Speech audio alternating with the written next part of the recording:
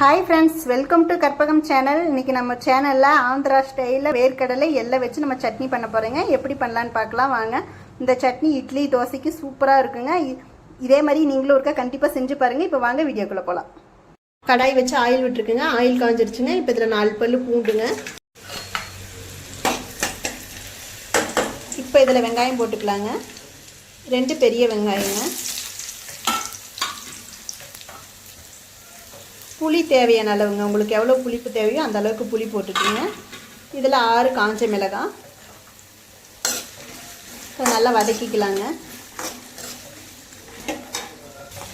வெங்காயம் இந்த அளவுக்கு வதங்கினதுக்கப்புறம் இப்போ இதில் வந்து 2 பெரிய ஸ்பூனில் 2 ஸ்பூன் வேர்க்கடலைங்க, 1 ஸ்பூன் எள்ளுங்க. இந்த ஸ்பூனில் எடுத்துருக்கேங்க. நீங்கள் உங்களுக்கு எவ்வளோ தேவையோ அந்த அளவுக்கு பார்த்து எடுத்துக்கோங்க. நல்லா எள்ளும் வேர்க்கடலையே கலர் சேஞ்ச் ஆகிற வரைக்கும் லைட்டாக சிம்மிலேயே வச்சு வதக்கிக்கலாங்க.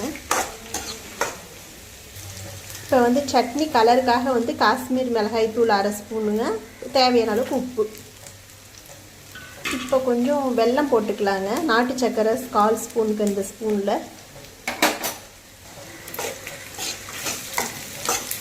ஒரு 2 நிமிஷம் நல்லா வதக்கிக்கலாங்க. ரெடி ஆகிடுச்சுங்க. இப்போ ஸ்டவ்வை ஆஃப் பண்ணிக்கலாங்க. நம்ம இதை ஆறினோடனே நம்ம அரைச்சிக்கலாம்.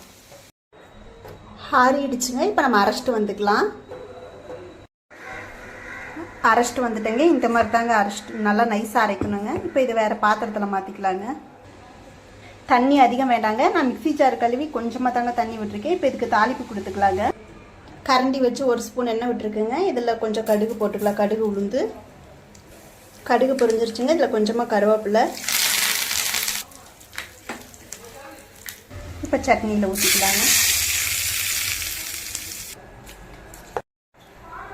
ஆந்திரா ஸ்டைலில் வேர்க்கடலை எல்லாம் வச்சு நம்ம சட்னி ரெடி பண்ணிவிட்டுங்க. இந்த வீடியோ பார்த்துருப்பீங்க. இந்த வீடியோ பிடிச்சிருந்தா லைக் பண்ணுங்கள், ஷேர் பண்ணுங்கள், சப்ஸ்கிரைப் பண்ணுங்கள். இன்னொரு இன்ட்ரெஸ்டிங்கான வீடியோவில் பார்க்கலாம். Okay, thank you.